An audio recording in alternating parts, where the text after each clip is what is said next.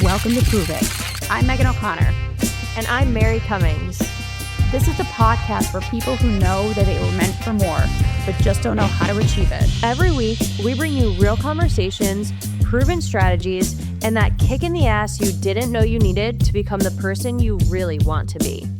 If you've ever seen those homes that sit on the market and the price drops, and then the price drops again, and then the price drops again, and now it's been on the market for 2 months and it still hasn't sold, this episode is for you. It sounds like a great episode, and I'm really excited to get into that because it is such a big conversation in real estate and how to price your home properly. Yeah, and at the end of the day, our goal is to get our clients the most money as possible or get them out of the house as quick as possible, whatever their goal is.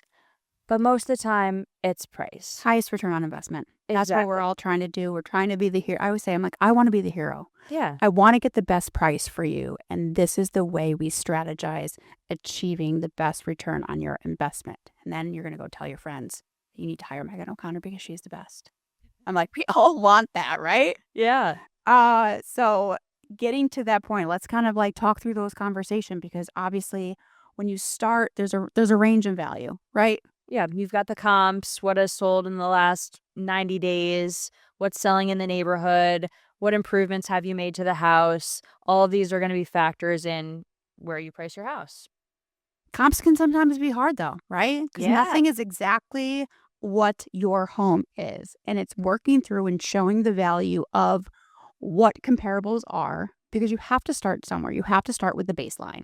And hopefully you can grab those three as comparable homes to what you have and then come up with I like it to show your median value of your per square foot price, right? Right. That per square foot price is never going to be exactly, but it's going to be where we're going to start. And then you get into, okay, well, what's my kitchen? What's your kitchen? How much acreage? And you get into all those details. And from there, we come into a range of value. Sometimes the range can be $30,000. Sometimes it could be $50,000 where there's a low and then there's a high and then there's a sweet spot in the middle and where it should be marketed. But the data shows us that when you price it at the higher end, you run the risk of being on the market more days and then negotiating down. Right. So there's always a strategy when you're going into pricing the house. And I think what we typically like to do is try to price the houses on the lower end, especially in this market. It's a seller's market. There are a ton of buyers, and the goal is oftentimes to get the property into a multiple offer situation so you can then negotiate the offers that you have and get that highest return on investment that you're looking for as a seller. It gives you more leverage, right? Right. So if you have 3 offers in front of you and it's more than price, you need to get to the closing table. That is the goal with the best terms. So whether one's cash, whether one's financing, whether one's waived inspections, you're trying to grab the whole big picture of an offer in order for us to have the least risk to be able to close.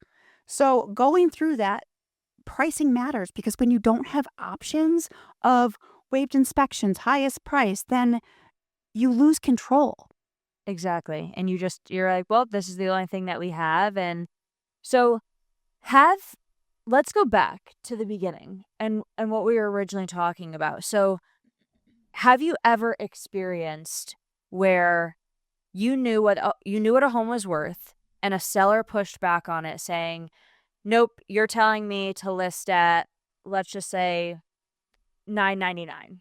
And they're like, nope, I want 1.2 for my house. And at the end of the day, it is the seller's choice of what you decide. You can educate, you can talk to them about risk, you can do everything you can do. But if the seller is really pushing back, they do have the final say. And then that's your choice as the agent of, am I going to take this listing and take that risk with the clients, or is there somebody else who's a better fit? So have you ever been in a situation where you did go along with what your client said and it ended up having to drop the price and it stayed on market longer than expected? Of course. And I like to if we're going at the higher end of the market, like as your example, let's say $1 million to 1.2, and the 1.2 is going to be on the higher side. Right. At that point, where we talk about price reductions, in my opinion, in this business, is at 2 weeks, because we're in a very good market. And within 2 weeks, if we've pushed out all of the marketing that gets done in the initial push of a listing, and we haven't received offers, but we received showings, we know information and we know data.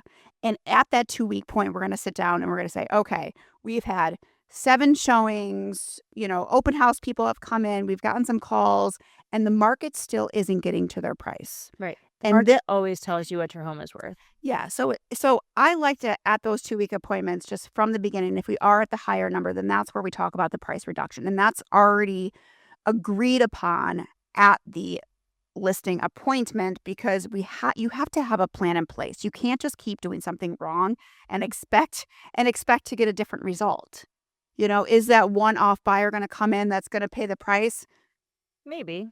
Yeah. It could happen, but it's going to take you longer to get there. And again, the stats and the facts show us that the longer your house is on the market, the least your pricing is going to keep going downwards. If you were to market it at the right price from the beginning, you're going to drum up the activity and try and get the most amount of people in the shortest amount of time and get the highest price. That is where the data shows us that you're getting your highest return on your investment.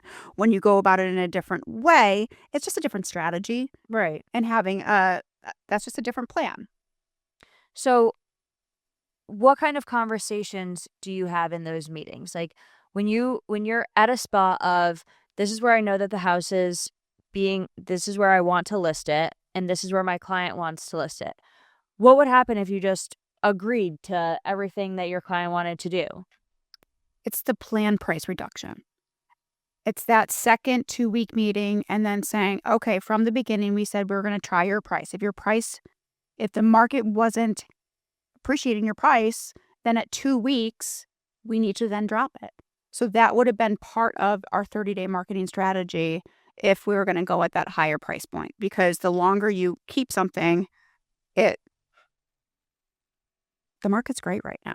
We're so lucky to live where we are, because obviously we follow real estate in all parts of the world, and it's a really strong seller's market. So yeah, and I mean, I have clients coming to me, sending me listings saying, this has been on the market for 10 days. What's wrong with the house? Yeah, nobody wants what nobody else wants. Exactly. It's like nothing's wrong with it. It was just, I always say price trumps all. It was overpriced. You can go through, you can do your marketing. You can, get 30,000 views on your listings. But if you're not getting the offers, it comes down to price, and the market's not showing your price. Right. So do you feel that this is a conversation that every agent is willing to have with their clients? Because we are seeing homes sit, and oftentimes these homes are the homes that will sell for under their asking price, and they're sitting for 40 days. And where do you think that the difference is in those conversations? What I like to do is I like to sit down and show people the comps, right? So that way everybody in the room should be as educated as I am from what their comps are, right? We're going through the pictures, we're going through the spreadsheets, we're doing it all together. So that's way it's me showing what the data is and me not telling. I think it's easier to see a house, and sometimes I'll even take a seller to, hey, go buy this open house. This is going to be comparable if you were going to be on the market, and that way you're physically seeing it.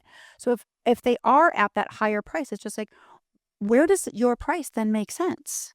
So it's just evolving through it and educating your client, and not saying, yes, we'll try it at your price, because that's not the right answer. If that's what it has to be, then obviously that other plan has to be in place. But doing something wrong from the beginning isn't a great strategy in a position you want to start in. Yeah, they say the most expensive word in real estate is yes. And that comes down to just agreeing with your clients, because at the end of the day, we are studying the market every day. We are walking into these homes every day and seeing where homes are being positioned and what prices are moving in this market in different areas. So agreeing with your clients isn't always the best strategy. A big part of being a real estate agent is having to have those hard conversations with your clients.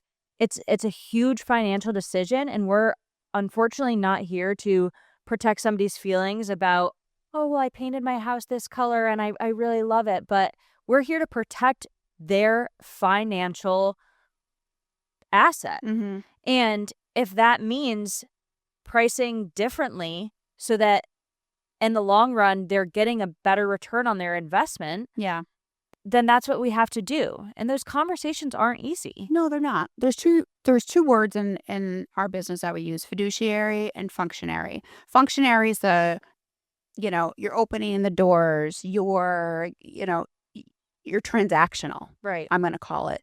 And then the fiduciary is educating you, talking you through the process, showing you the numbers, the stats, the data, giving you value instead of you telling them what to do.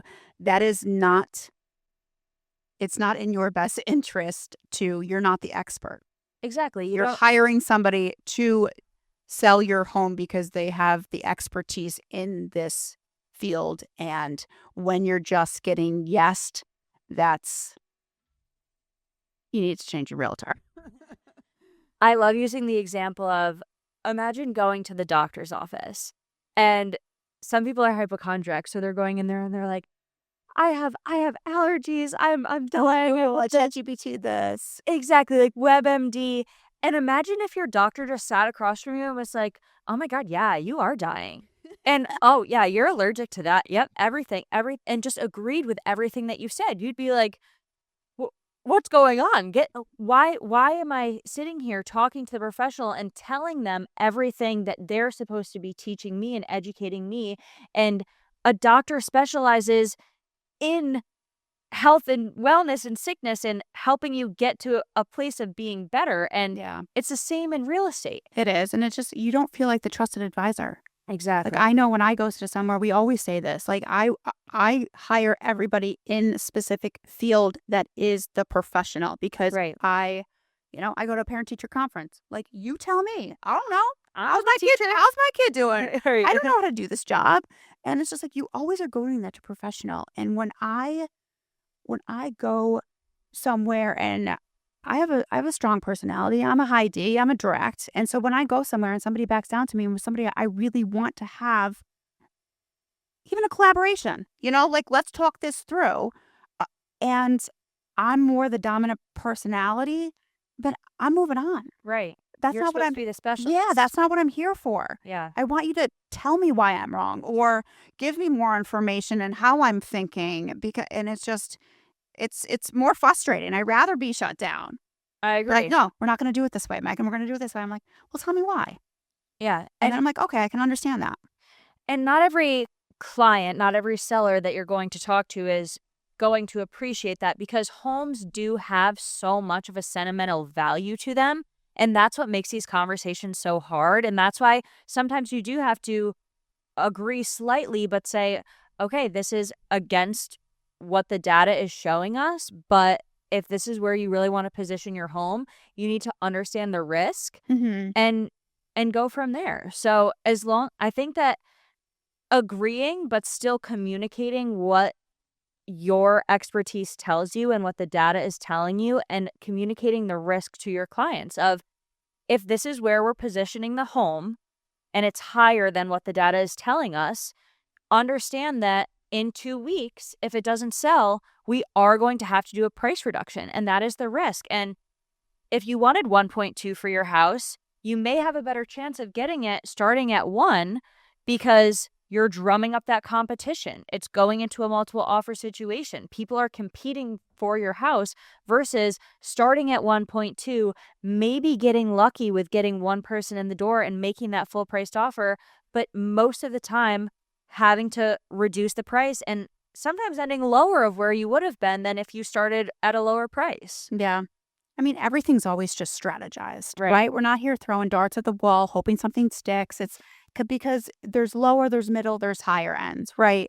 And then depending on where we are positioned, it's just, all right, in the event this happens, then this is how we're going to react, Right. So just having the plan in place was, you know, it's just what needs to happen because the market is always shifting. Yeah. So the uncomfortable truth of it is the person that always agrees with you is probably not the best person to have in your corner, because sometimes you want somebody that's going to disagree with you and educate you on the things that you don't know. You always say, I don't know what I don't know. Yeah. And just I love hard conversations. Me too. I kind of thrive off them because it pushes you, right? It does. It pushes you because you know the information and what they're saying isn't the truth. And I don't sit well with doing things that I know are not right or in their best interest. And it's really going through those exercises and repeating yourself and helping them understand what you know. Yeah. And it really is important of who you choose as your agent, because there are some agents who will agree to a crazy high price that the house is never going to sell at. And it's going to, in the And long it run, damages it. yeah. In the long run, you're losing money. You are. So it's better to have somebody protecting your outcome in the long run than protecting your feelings in the short run. The work isn't hard. It's just what most people won't do consistently. If you're ready to master your mindset through small, intentional shifts, keep tuning in. And if you've ever considered how real estate could help evolve your financial future, it's time to have a conversation because you know you are meant for more. Now prove it.